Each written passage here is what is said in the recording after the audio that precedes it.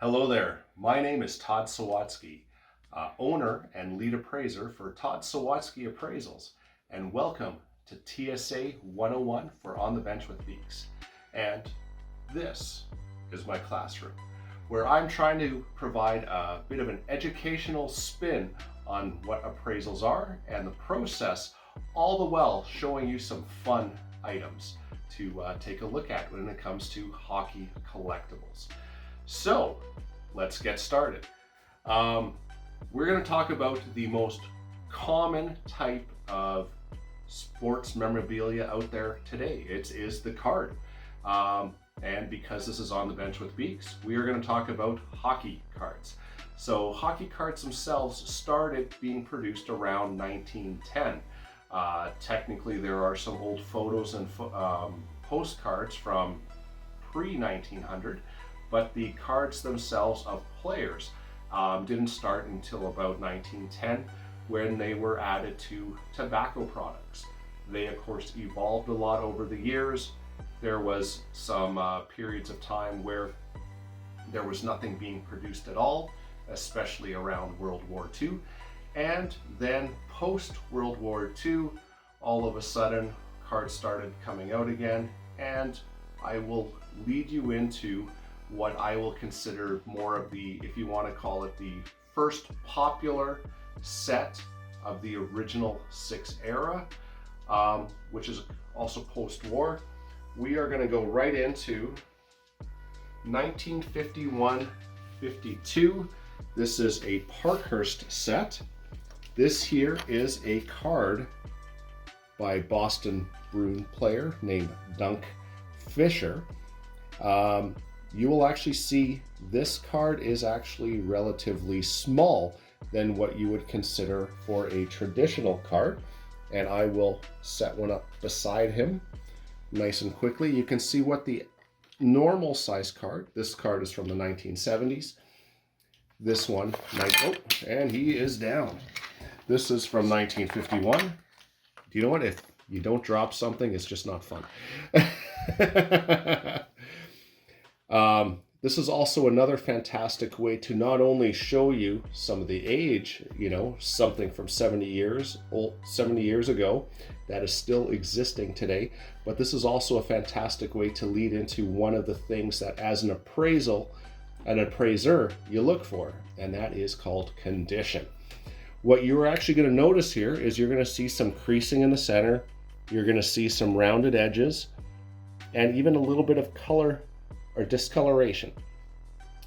I am going to quickly flip this card over, and you will see essentially a mess. To me, this is what I would consider a card that was likely glued into a scrapbook and later removed to try to sell it probably later on. Because you can see where some of the glue has stayed on and some of the glue that held tightly where the card probably stayed to the scrapbook. Another interesting condition piece, you'll actually see my comparison card here of Hockey Hall of Famer Johnny Bucyk.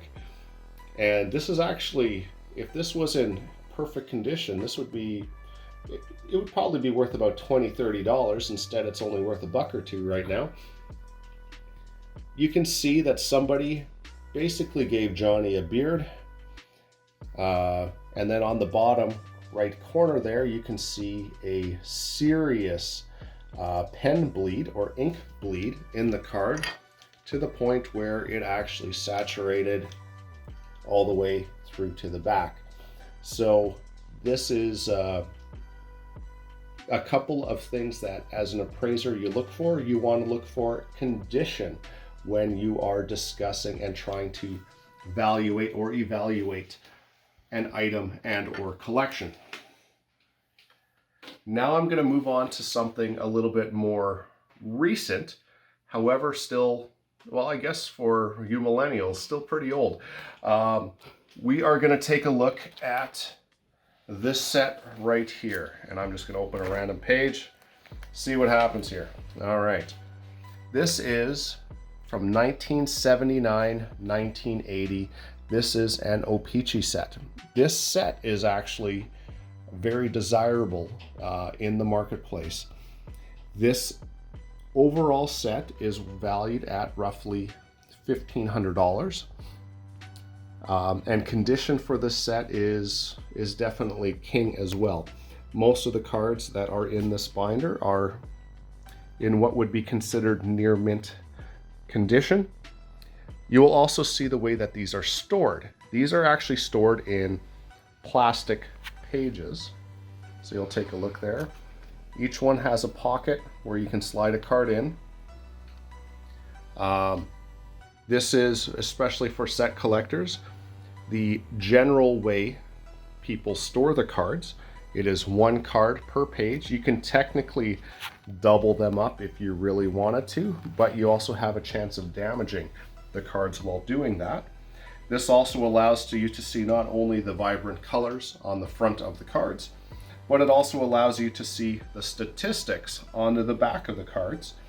And in this set in particular, each one has a little cartoon with a random useless fact about the player, not dissimilar to the random useless facts that I have stuck in my head. However, what you'll notice is, although you got some great players in here, what makes the set particularly valuable is one card. Without this one card, it's about a $500 to $600 set. But right here, 1979, 1980 Wayne Gretzky rookie card from the O-Pee-Chee set. If this was in better condition, this would be a roughly $900 value. This is actually a graded card, which is kind of interesting. You will see that this is the service that I used. I used Beckett Grading Services. They graded it as a Beckett Vintage grading, which is pre-1980 items, and they assessed the card at a 3.5. Had this card been worth about, graded at more of a 6 or higher, it would probably be worth at least $800 to $900. It being at a 3.5, it's valued at close to $450. And when I actually start talking value of cards, and I probably should have brought this up a little bit earlier, there is a fantastic source that everyone can access. It is a publication known as Beckett, which is fantastic for getting a general idea what the value of a particular card in a set is worth. You will see that there are a variety of names, numbers associated. Of course, the card number is quite important too. And the set, possibly subset, everything else that kind of goes along with it. This is your standard bi-monthly issue that you can get.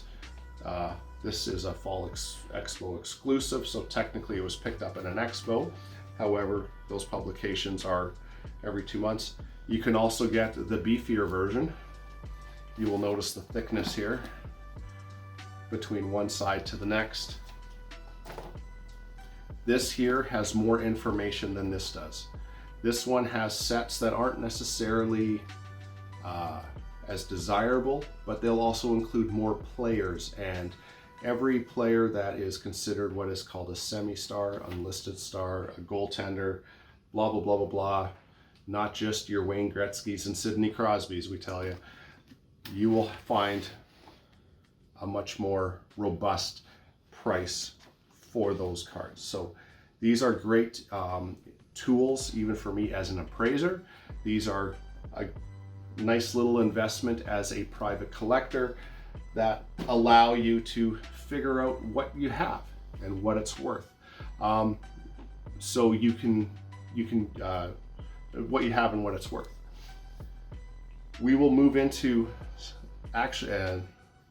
going back to Wayne Gretzky here, this also brings on a fascinating little take at the hobby. It is the black horse of the hobby. It is called counterfeiting. If you take a look between the two cards, you have the same picture, you have the same pose. One of them might look a little bit cleaner, but aside from that, looking at this card on the right here, or on my right anyway, your left, you would probably be quite excited about it. However, when I flip these cards over, let's take a look at this graded one here, and let's take a look at this other guy. You will see right away a serious difference in color on the back of the card. This one on right over here doesn't try to hide anything. There's literally a stamp on it that says reprint. It's kind of their way of trying to make a few bucks by acknowledging the fact that it is a reproduction. However, reprint cards and counterfeit cards are very much and sadly a part of the hobby.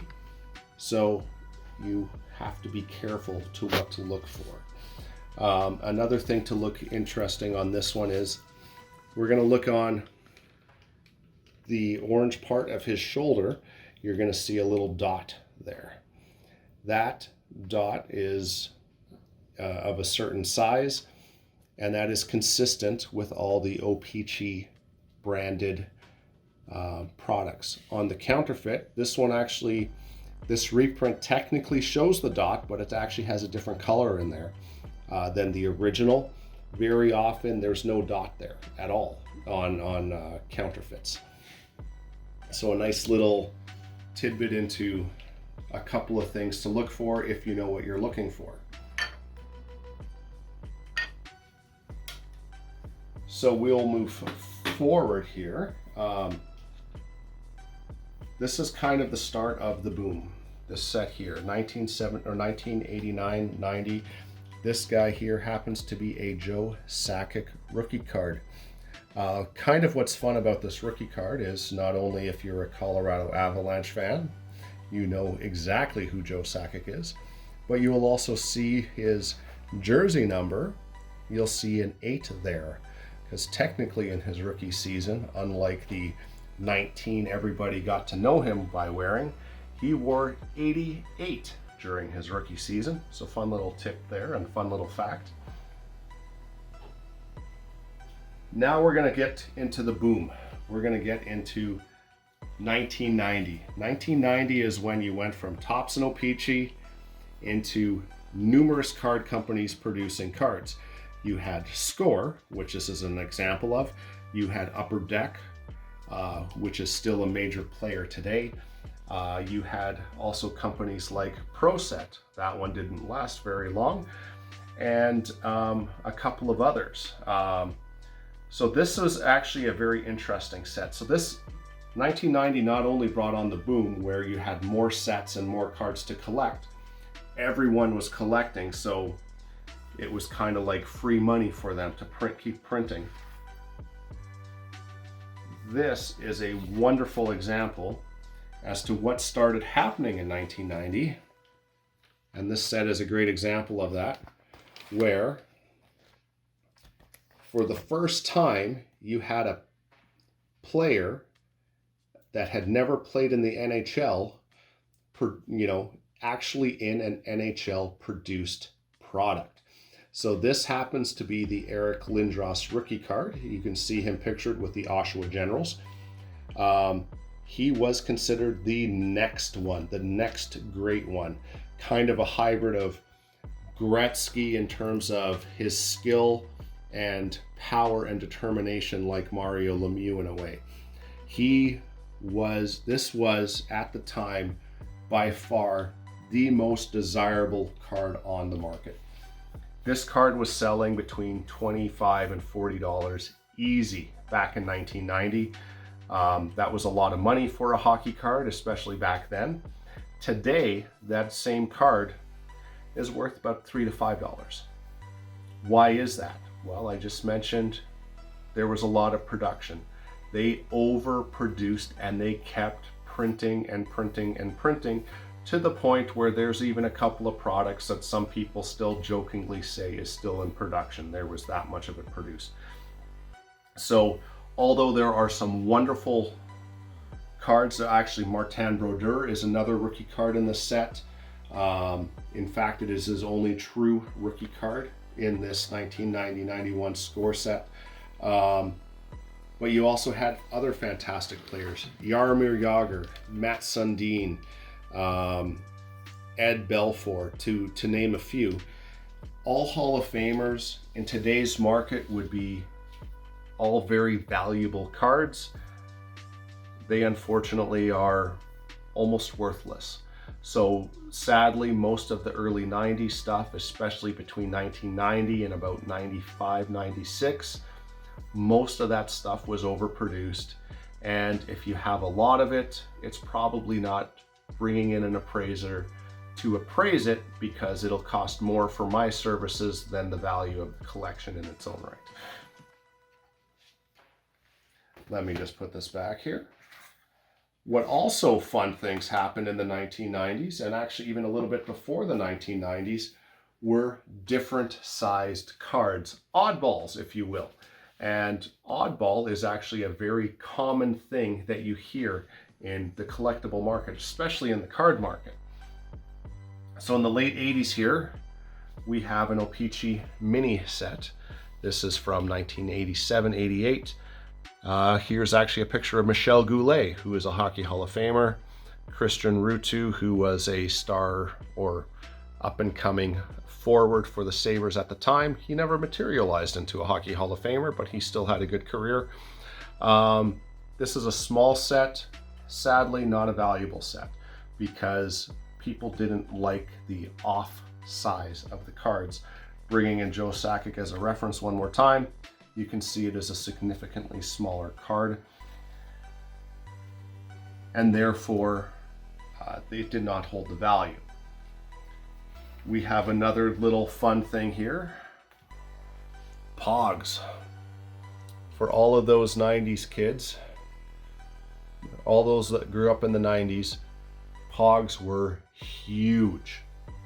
They were monster. So these are from about 1993, 94, in that area. For about 2, maybe 3 years, Pogs were some of the most popular items you could find or out there. You would have sets like this, hockey players. You had baseball, football, basketball. You had non-sports, cartoons. You name it, they made a Pog out of it. Then all of a sudden it wasn't popular, and you couldn't give away these things. So these, although are interesting and cool, some great pictures, you have some, you know, shiny crap on there too, they're not very valuable. You know, somebody out there probably would like these, which is why I have them. But in terms of popularity today and value today, not very high. Here's also another example of a set produced by Fleer known as Power Play. This actually on the front is a Paul Kariya with the Team Canada when he played for the World Juniors. This set, as you can see, is larger than your average card. We'll bring out Joe one more time here, and you can see that it is much larger. I guess you can say the interesting part about this size of set is back in the 1960s, Topps actually produced a set known as Tall Boys, or they just became known in the market as Tall Boys because of the extra height. They didn't last long. They have done some reprint sets since.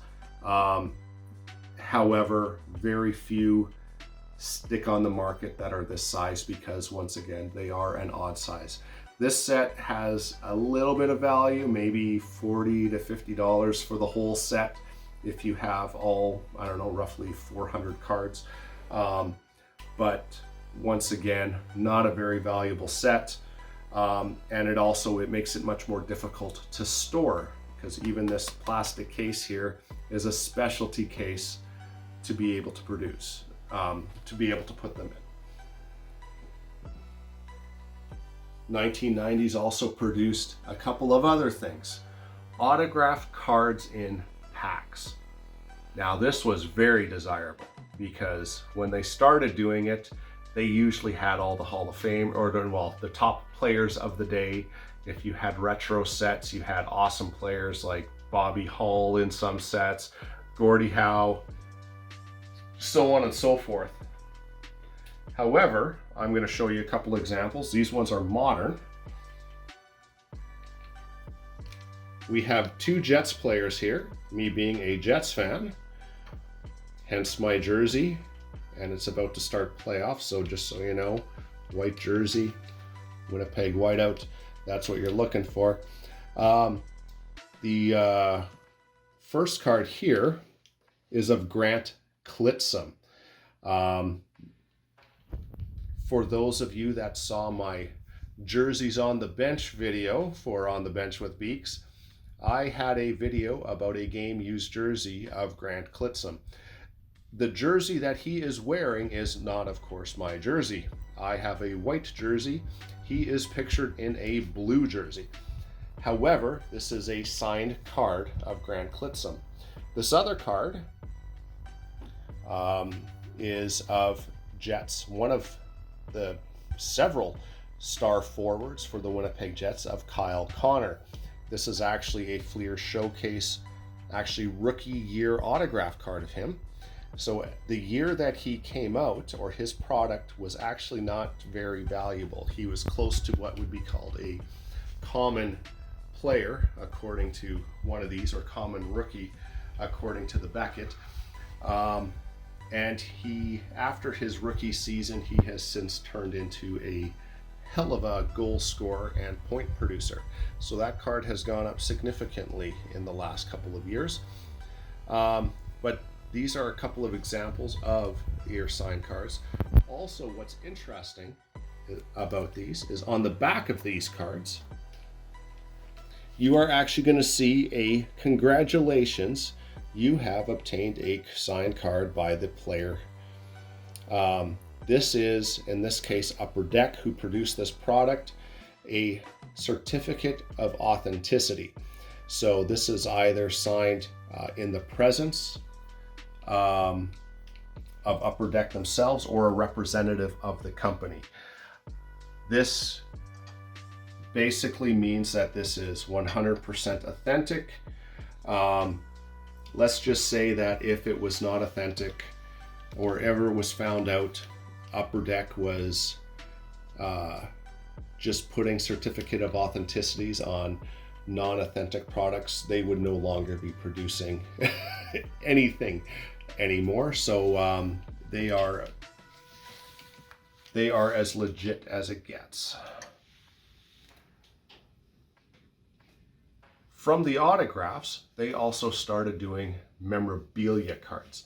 Now, what is a memorabilia card? I'm going to show you a few different examples.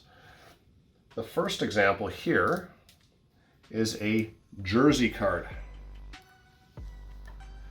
This is a in-the-game product jersey card of Mark Scheifele back when he played in the juniors.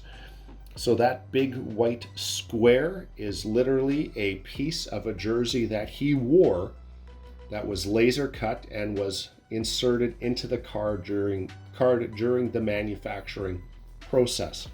Similar to the autograph, you are going to have a congratulations certificate of authenticity on the back of it, stating what it is, where it was used, so on and so forth.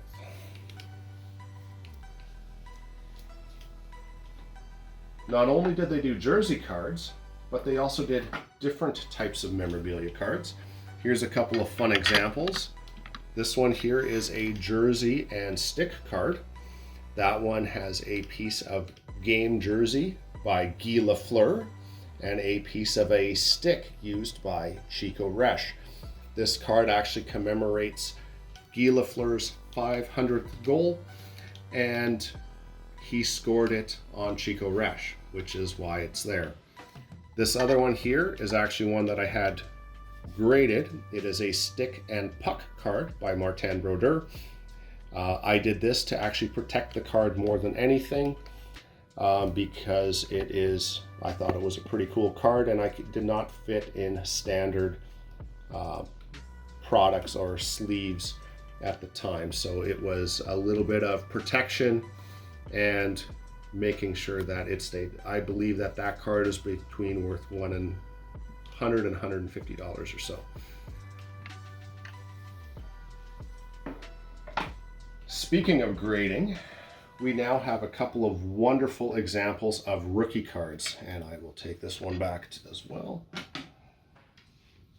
We have Maple Leafs superstar Auston Matthews. This is a graded 9 out of 10. And here is a Connor McDavid rookie card, graded 9.5 out of 10. How does that affect the value? Well, the 9 correlates with the high-end value of your Beckett pricing. This 9.5 means it's worth more than actually the Beckett pricing. So this also describes the corners, edges, surfaces. It's UV protected. It is sealed in there. However, if you were to break that seal, you could still slide that card out there. So it is not laminated in any way, shape, or form. If you are getting stuff graded, it does cost about $30 to $50 per card. So you want to make sure you have a good card or something that you think is valuable enough to get graded so you can get it protected. And now we will actually go on ways how to store your stuff. This here is a 3,200 count box. So you can fit roughly 800 cards per row, hence the 3,200 terminology. You can get bigger boxes, smaller boxes. These are all acid-free boxes, so these all modern boxes, especially if you're getting them for card purposes, no matter what type of card, are really good quality nowadays. You have your soft sleeves, or also known as penny sleeves. A pack of these will cost you about $1, and you get 100 sleeves in a pack, hence penny sleeves. Furthermore, you have your hard sleeves. This is where you put the card in the penny sleeve and then into here, an extra layer of protection. If you want to go further, you can literally get screw downs. You can get, snaps, everything else. However, those are all ways to help protect your cards, protect your investment. And on that note, I hope you enjoyed my little tutorial on hockey cards and how it kind of works in the appraisal process. I would like to say first a big shout out to my wonderful videographer, Tiffany. And of course, the boys from On the Bench with Beaks, to ask me to produce a little appraisal video and how it relates to memorabilia and what to look for in the memorabilia you have. And of course, I would like to thank everyone who has taken the time to watch this video. If you are interested in appraisal services or Todd Sawatsky appraisals and the TSA 101 mantra, please check me out at toddsawatskyappraisals.com. You can also find me on Instagram, Facebook with all my information in there, as well as comment on the video. And if you have a topic that you would like me to discuss, something more than just cards, or perhaps go into greater detail on a specific thing, I will be more than happy to try to source that out and provide that information. Thank you once again. Stick tap to all you out there watching this, and I hope you enjoyed the classroom.